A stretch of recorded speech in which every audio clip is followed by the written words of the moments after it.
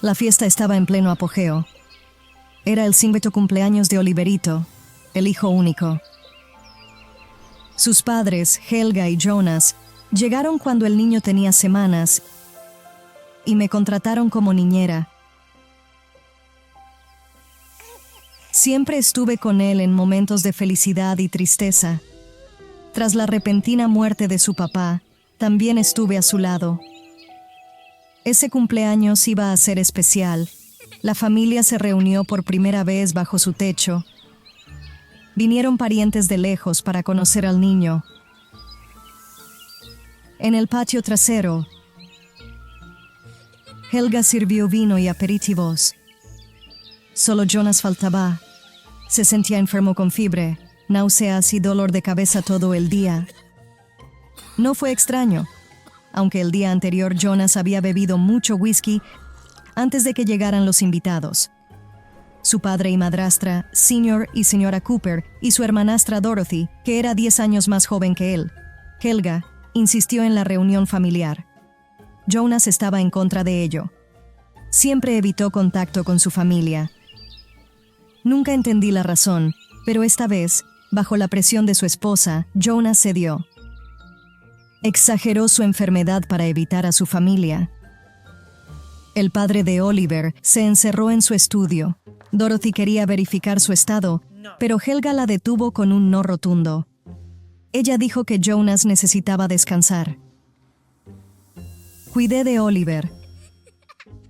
Pero al ir al baño, el niño se coló secretamente para ver a su papá. Vi globos flotando por la puerta abierta del estudio y supe que el pequeño estaba allí. Jonas estaba en el sofá con el rostro inmóvil como una figura de cera. El niño estaba junto al sofá, mirándolo y sollozando en silencio, con las manos en el pecho. La manta de su padre se deslizó, mostrando su mano azulada. Parecía un tronco grueso. El niño lloró, se lanzó a mis brazos. Otra puerta se abrió en el estudio profundo. Llevó a Oliver al dormitorio de sus padres. Helga salió pálida pero sin mover un músculo en su rostro. Me hizo un gesto con la mano para que llevara al niño lejos. Escuché su llamada al servicio de emergencia y respuestas precisas. La compostura era su característica principal. Los médicos llegaron rápidamente y confirmaron que Jonas había muerto mientras llevaban el cuerpo a la ambulancia. Escuchamos un grito femenino. Era Helga. Todos corrieron hacia ella y la habitación de Jonas. La vi tan vulnerable por primera vez. Ella sostenía su mano herida en el pecho. Al lado, una serpiente enrollada en el suelo. Levantó la cabeza y miró a Helga. Su cola temblaba. Escuchamos la cascabel amenazante. No podía creerlo. Las serpientes nunca entraban en casas aquí, menos en la ciudad. Los médicos no se acercaron a la cama. De repente, el señor Cooper lanzó una manta sobre la serpiente. Hubo silencio. Luego, con cuidado tomó la manta con la serpiente. La llevó al estudio de Jonas. La señora Cooper dijo a los médicos que la serpiente era peligrosa y Helga necesitaba un antídoto. Fue llevada al hospital. Control de Animales se llevó la serpiente. Un silencio depresivo cayó sobre la casa. Oliver finalmente se durmió. Médicos le dieron un tranquilizante. Pobre chico. Murió su padre y la serpiente mordió a Helga. Mucho estrés para el niño pequeño. Y todo esto en su cumpleaños, al cual había esperado con ilusión. Helga siempre estaba distante de su hijo. Jonas adoraba al niño, pero rara vez estaba en casa. En el último año, bebió mucho y regresó tarde. Los cónyuges tenían más escándalos, principalmente por el dinero o la falta de él. Helga se reunió con los padres de Jonas para pedir ayuda financiera y evitar la pérdida de su casa debido a los préstamos bancarios. Solo me preocupaba que los padres de Jonas supieran tanto sobre las serpientes.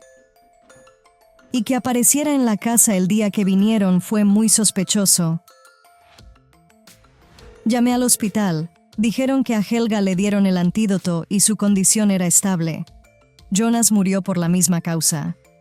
Veneno de serpiente. Médicos hallaron mordeduras en su piel, pero sospechaban mayor dosis de veneno en su sangre.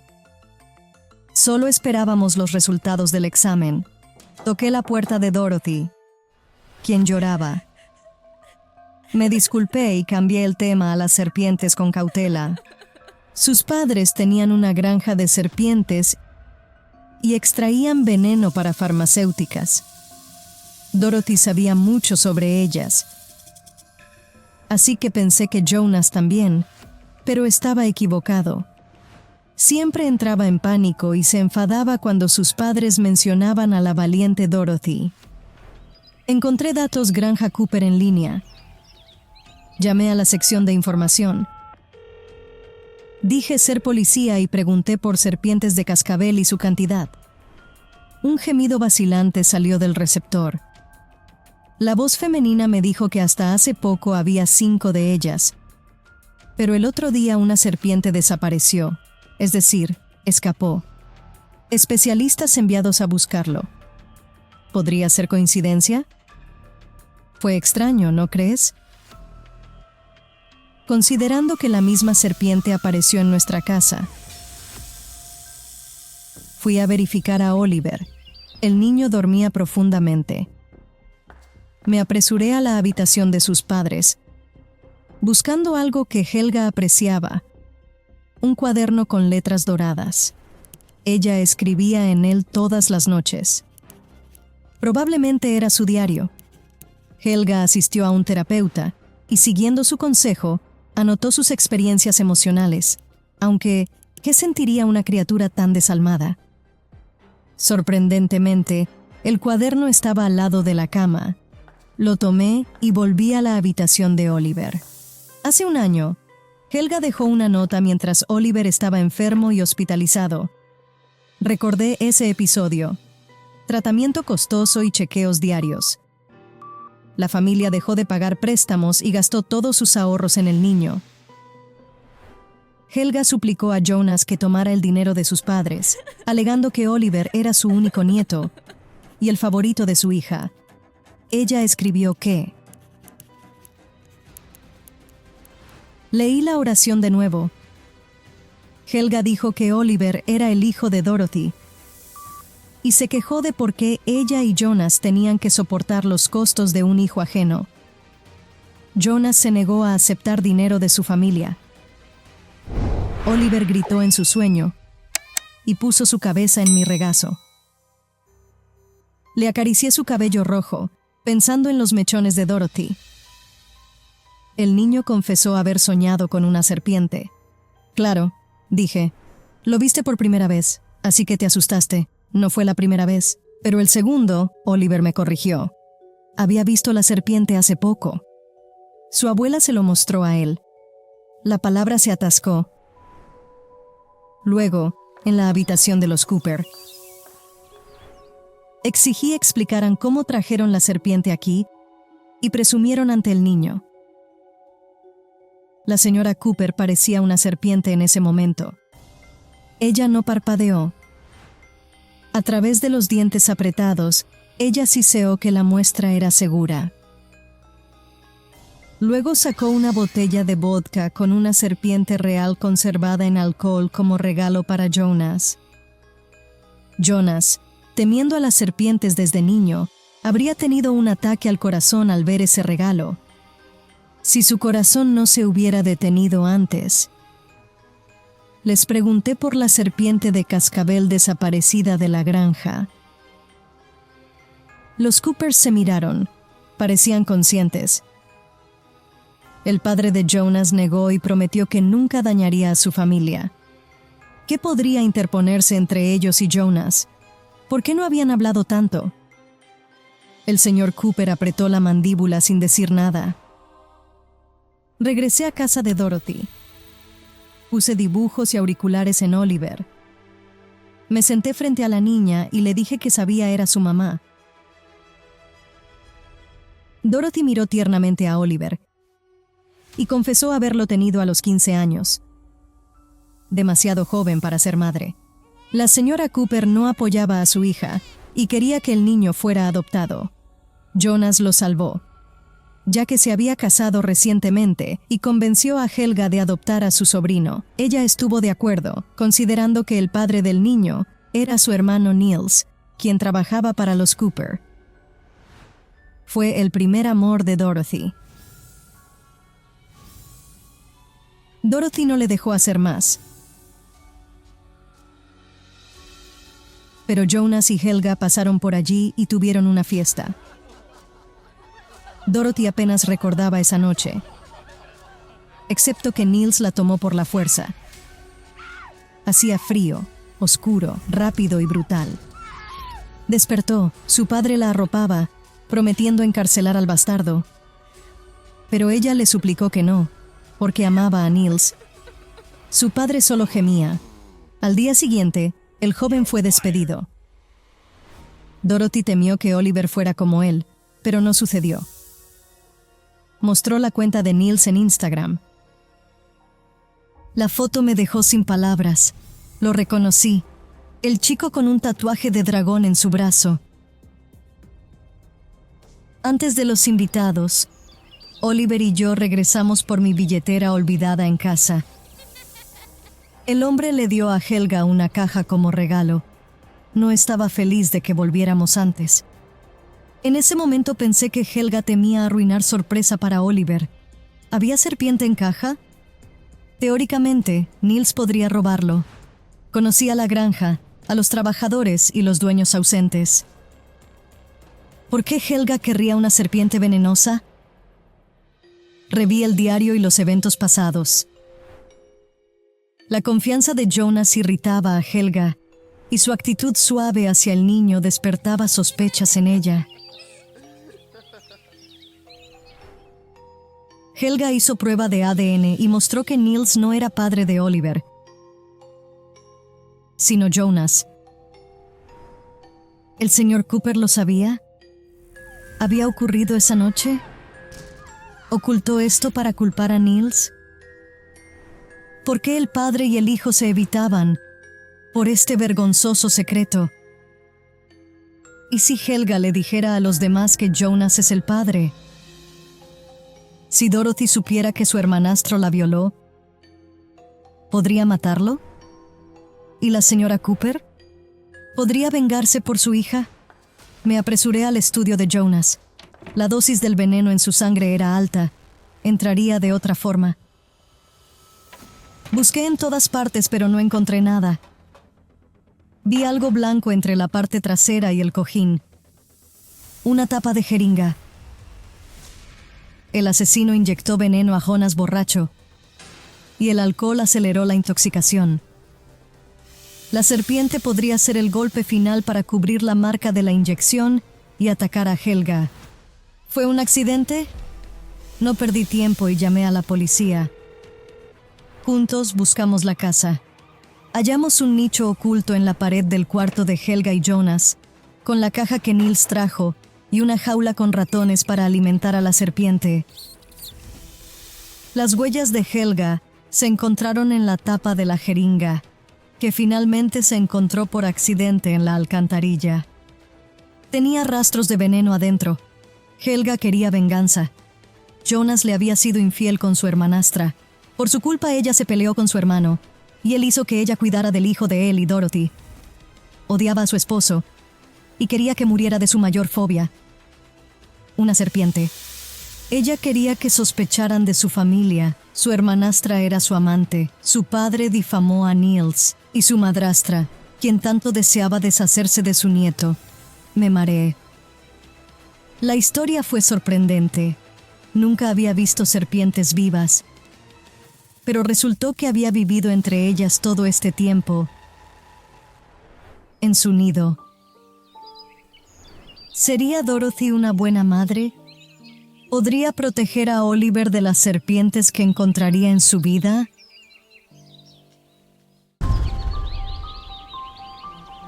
Apenas abrí los ojos. La luz me dolía y mi cabeza se dividía en pequeñas fracciones. ¿Cuánto bebí anoche? ¿Cómo llegué a casa? De acuerdo, Carla. 8 p.m. Bar Christopher Road. Otra copa de vino y el aniversario de la muerte de Amanda. Creo que mi esposo Ashton me llamó para preguntarme dónde estaba. No recuerdo qué más dije. Un joven mucho más joven que yo se sentó a mi lado y me compró vino. Tomé demasiado y mi cabeza giraba traicioneramente. Necesitaba aire, así que salí al exterior. Abrí los ojos y vi que no era mi apartamento. Un hombre dormido estaba a mi lado. Oye, se lo dije, Hey. no reaccionó. ¿Me oyes? Repetí Hey. más fuerte. No se movió. Toqué su muñeca con un reloj llamativo. Su mano fría. Salté de la cama y miré fijamente. Mancha de sangre en sábana, cuchillo debajo de las costillas en costado derecho. El hombre estaba muerto, sin dudas. ¿Cómo lo supe? Porque soy un cirujano. Lo fui hasta hace poco, antes de Amanda. Como si me preparara para una operación compleja, me recompuse y concentré. Era tarde para ayudar al hombre, así que me salvé. Tomé mis cosas y me apresuré hacia la puerta sin tocar nada. Miré mi reloj. Eran las 10 de la mañana. Abrí la puerta del condominio. ¿En qué vecindario fue esto? Solo vi almacenes. Fue incluso mejor. Menos testigos. No lo consideré al ver a un hombre sin hogar. Buscaba frenéticamente en un contenedor de basura sin mirar. Me fui rápido. Felicitaciones, Carla. De cirujano famoso a asesino. ¿No es una carrera que te hace dar vueltas? Lloré en casa. ¿Qué hago? ¿Huir al extranjero? ¿Llamar a Ashton? ¿Ir a la policía? Teléfono sonó. Era Roberto. Esperaba su llamada. Siempre sabía lo que diría, pero contestaba sus llamadas de todos modos. Robert hablaba de Amanda, su gran hermana, cómo creía que la salvaría y cómo murió en mi mesa de operaciones. Mi conciencia hablaba a través de él. Era mi dolor y castigo por lo sucedido. Al colgar, me sentí miserable y encendí la televisión. Hayan muerto famoso fotógrafo moda en estudio. Investigación sigue en curso. Sentí pánico. Corrí por mi apartamento, empacando ropa, dinero y documentos en mi bolso. Voy al aeropuerto, compro boleto. ¿A dónde? No importa. Busco en Google países sin extradición. Dios, Carla, qué desastre. Había muchos policías en la terminal internacional. ¿Y si encuentran mis huellas y esperan que haga algo estúpido? ¿Te gusta huir al exterior? Di la vuelta y choqué con Robert, mi tormentor de teléfonos. Él salía del aeropuerto buscando un taxi. Me veía terrible. En lugar de maldecirme, Robert ofreció ayuda. En casa, la tetera chocó como siempre cuando hervía. Robert hacía té. ¿Por qué aquí? ¿Disfrutaba de mi miseria? Me preguntó qué hacía en el aeropuerto. Mentí que esperaba a mi amigo, pero su vuelo fue cancelado. Robert fingió creerme. Debe irse, pensé, y le dije que estaba cansado y necesitaba dormir. Se fue. Dejó su tarjeta. Qué día largo y feo, necesito dormir. Será mejor por la mañana. Soñé con un viaje que Ashton y yo tuvimos, a las montañas. Habíamos estado retrasándolo años, porque yo operaba, salvando vidas y ganando gloria. Ashton y yo nos mudamos a un apartamento en el centro de la ciudad. En nuestro 5º aniversario, le presenté una premisa para su restaurante de ensueño. Ashton me propuso matrimonio durante nuestro viaje de bodas. Me rompí la muñeca derecha mientras esquiaba, fracturando el hueso y dañando el tendón. Pasé por varias operaciones y una larga rehabilitación. Nadie garantizaba que retomaría mi práctica. Lo entendí, pero quería gritar de impotencia. Mi relación con Ashton se volvió amarga. Veía a una mujer fuerte a su lado, pero ahora solo a una criatura perdida incapaz de ayudarse. Luego estaba Amanda. Su caso era complejo y otros médicos se habían negado a operar. Dudé. ¿Estaba lista para volver? Robert me convenció. Él sabía de mi muñeca lesionada. Éramos su última esperanza. Amanda murió 23 min después de la cirugía, sangrado interno. A veces sucede. Renuncio. No vi a Robert después, pero me llamó un mes después y varias veces. Sus llamadas se hicieron regulares. Me desperté con el timbre. Ashton estaba allí. «Eres pálido», dijo mi esposo. Se veía genial. Obviamente se había beneficiado de mi mudanza. Tras la muerte de Amanda, me volví insoportable, así que decidimos mudarme al antiguo apartamento.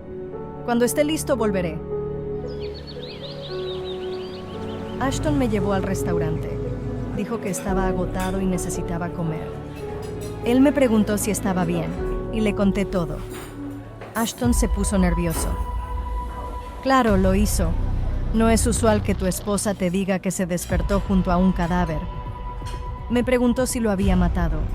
Confesé que no recordaba, pero no creía haberlo hecho. Dijo que lo correcto era ir a la comisaría y contarles todo. Bueno, daría el mismo consejo a otra persona, pero fui yo quien despertó al lado del cadáver. Necesitaba pensar.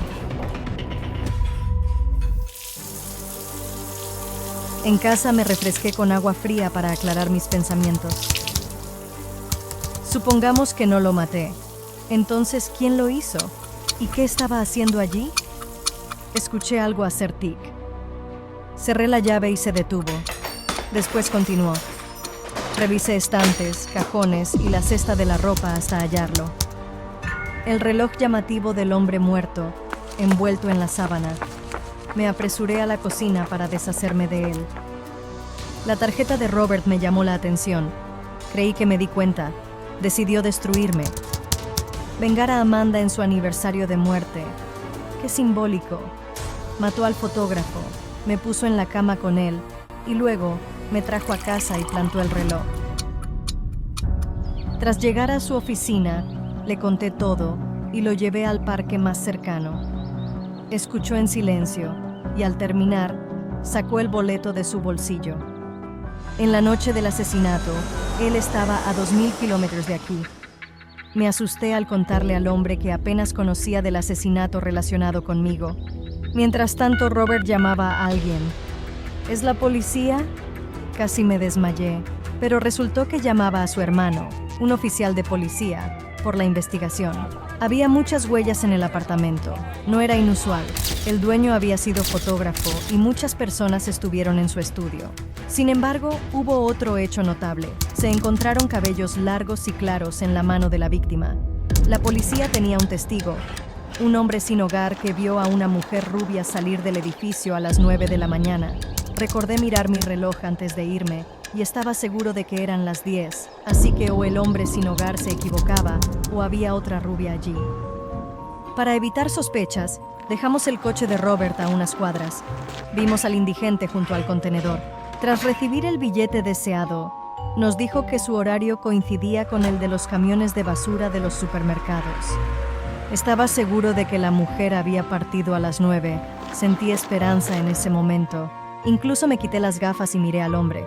Me miró fijamente, luego a Robert y dijo, «Fue ella, si no me equivoco». Mi esperanza se esfumó. Le pedí a Robert que me llevara a la oficina de mi abogado y el de Ashton. ¿Terminé en la cárcel por organizar y terminar mis cosas rápidamente? Lo que sea. El abogado me esperaba. Dijo estar contento de que Ashton y yo hubiéramos llegado a un acuerdo. Supe que mi esposo quería divorciarse, repartir bienes y volver a casarse. El abogado estaba seguro de que lo sabía. Decidí no decepcionarlo, sino a Ashton. Fui rápido al apartamento que compré con mi dinero. La llave no encajaba, así que él la reemplazó. No perdí tiempo. Presioné el timbre y cuando Ashton abrió, entré sin esperar invitación, decidido y sin dejar de empujar. La vi en la sala de estar, morena de ojos marrones, fumando y atractiva, más joven y opuesta a mí, aunque pensé conocer su rostro. ¿Era actriz? Seguro. Ashton le atraía la alta sociedad. ¿Por qué me eligió? Es obvio. Actrices no compran a sus esposos en el centro histórico. Ashton comenzó a dar excusas. Él y Paula habían mantenido su relación en secreto para que yo no me enterara, especialmente en un momento difícil de mi vida. Luego me preguntó si fui a la policía. Quería matarlos a ambos. No me importaba que ya tuviera un cadáver en mi cuenta. Salí, cerrando la puerta bruscamente. Fui a la cafetería y empecé a ver fragmentos de programas en los que la amante de mi esposo actuaba. Ella actuó bien. Me quedé helado al verme en la pantalla. Ojos azules, cabello rubio, mi estatura, pero era Paula Grace. Esto fue lo que decían los créditos. Recibí un mensaje de Robert. El pelo en su mano es de una peluca. Salí corriendo de la cafetería y tomé un taxi al estudio. Doble tarifa. La chica del vestidor feliz por el interés del famoso tabloide en su proyecto. Dio muchas entrevistas, así que no fue difícil fingir ser periodista. La chica me dijo alegremente que Paula era insoportable en el set, que tenía un romance con el director casado y que él le dio su propio guardarropa y una peluca exclusiva y costosa. En la puerta, vi al chico del bar con una bata de médico, actuando irónicamente en una escena de multitud del espectáculo. Ashton tenía razón, era hora de ir a la policía. Los detectives encontraron videos obscenos en los archivos. El fotógrafo también hacía videos picantes como trabajo secundario, algunos con Paula siendo los más extremos. Recientemente, fue seleccionada por un director famoso y tuvo que deshacerse de sus pecados juveniles. El fotógrafo le dijo que costaría mucho dinero. Paula maldijo y gritó hasta que apareció un cuchillo en su mano. Al notar su error, entró en pánico y llamó a Ashton. Culparon a otro por el hecho. Yo era la pareja perfecta. Ashton descubrió que estaba en el bar. Paula le pidió al actor que pusiera pastillas en mi vino. El joven tonto confesó todo enseguida. No sabía lo que hacía.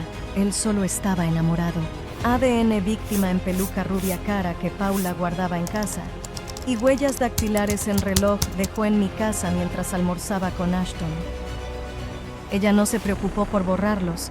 Paula quería evitar el castigo y Ashton quería el restaurante, el apartamento y ella. Ya no me quería. El tribunal dictaminó que tenía derecho a la propiedad. Robert estuvo a mi lado todo este tiempo.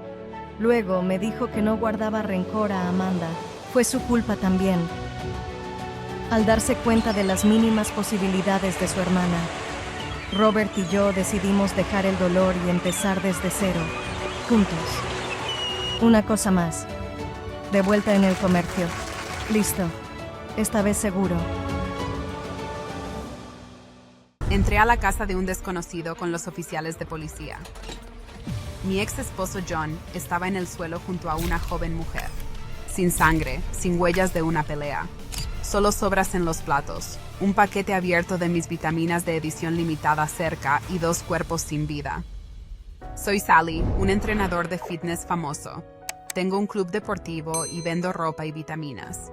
John es mi esposo y abogado. Llevamos 15 años casados y nos divorciaremos en una semana. ¿Por qué? Porque Johnny siempre me engañaba. Aunque lo supe recientemente, estábamos a punto de enfrentar un proceso largo y estresante de división de propiedades. Nos conocimos. Ser estudiantes pobres sin matrimonio no tenía sentido entonces. Ahora que nuestra riqueza es de millones de dólares, sí podemos pelear. Eso es lo que el detective buscaba. Él empezó lejano.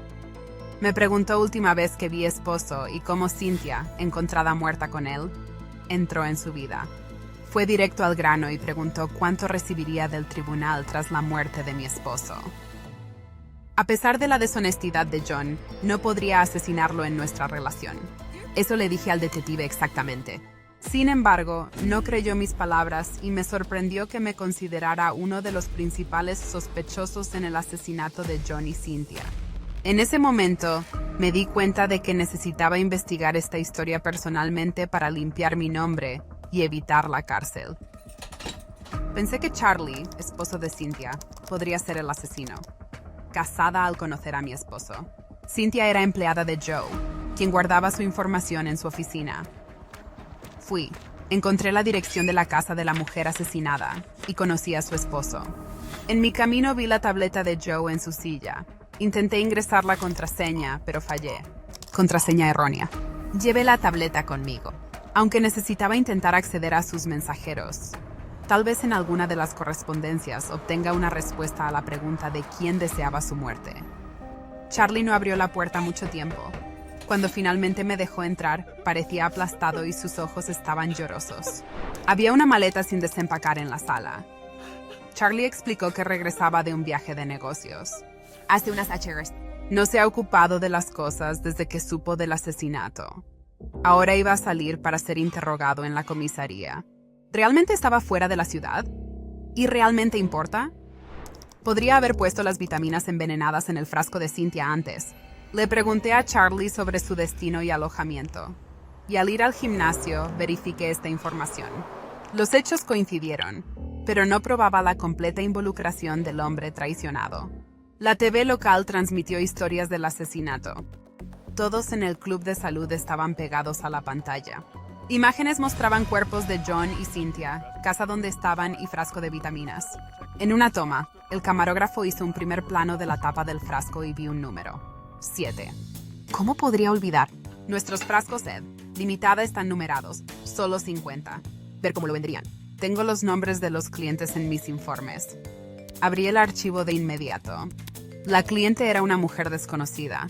El frasco número 7 fue a Carmel, a 60 millas de aquí. La contraseña de Seven Joe tiene 10 caracteres, 3 7s, seguidos de los números del 1 al 7. 37 es su número de la suerte.